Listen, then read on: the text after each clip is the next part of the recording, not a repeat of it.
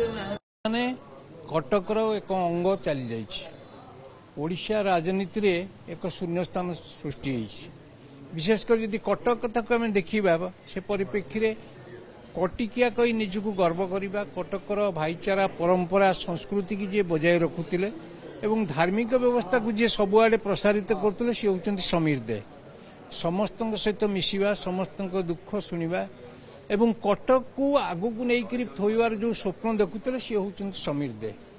ଜଣଙ୍କର କେବଳ ଖାଲି ମୁଁ କହିବିନି ଯେ ସେ ଜଣେ ରାଜନେତା ଥିଲେ, ସେ ଜଣେ ସାଂସ୍କୃତିକ ଏବଂ ଭାଇଚାରା ସହରରେ ଜଣେ ଭାଇ ହେଇକି ଥିଲେ।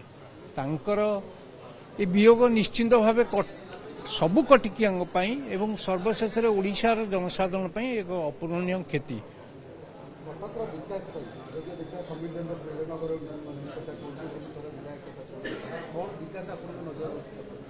କଟକର ଯାହା ଥିଲା ସିଏ ରାଜନୀତିକି ଆସିଲା ପରେ ସ୍ୱପ୍ନ ଦେଖିଥିଲେ ଏବଂ ଧୀରେ ଧୀରେ ତାଙ୍କ ସମୟରେ ଅନେକ ଗୁଡ଼ା ବିକାଶର ପଥ ଖୋଲିଥିଲା, ବିକଶିତ ହୋଇଥିଲା ଏବଂ ତାଙ୍କର ପ୍ରବଚନରେ ଯାହା ଯାହା ଆପଣ ଦେଖୁଛନ୍ତି କଟକରେ ଆଜି ତାହାର ଭିତ୍ତିଭୂମି ଯଦି କେହି ପ୍ରତିଷ୍ଠା କରିଥାଏ ତାହେଲେ ସମୀର ଦେ କରିଥିଲେ। ପରବର୍ତ୍ତୀ କାଳରେ ତାକୁ ଅନ୍ୟ ନେତାମାନେ ଆସିକରି ପୂରଣ କରିଛନ୍ତି। ମୁଁ ତାଙ୍କର ଅବଦାନକୁ ଅସ୍ୱୀକାର କରୁନି, କିନ୍ତୁ ଚିନ୍ତା ଏବଂ ଚେତନା ଭିତରେ ଥିଲା କଟକର ଉନ୍ନତି କରିବା। ସେ ତାକୁ କରିବାକୁ ପ୍ରୟାସ କରିଥିଲେ ଏବଂ ଅନେକ କ୍ଷେତ୍ରରେ ମଧ୍ୟ